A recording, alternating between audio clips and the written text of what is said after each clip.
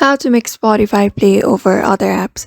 Hello everybody, welcome back to another video. In this video, we're gonna look for a process on how we can make Spotify play over other apps. So make sure to watch this video till the end. And let's move forward with the process.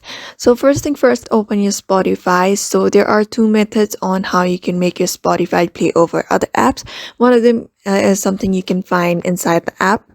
So if you are a premium account user, you may just go to your settings here. Right now I can't show it because I have not subscribed.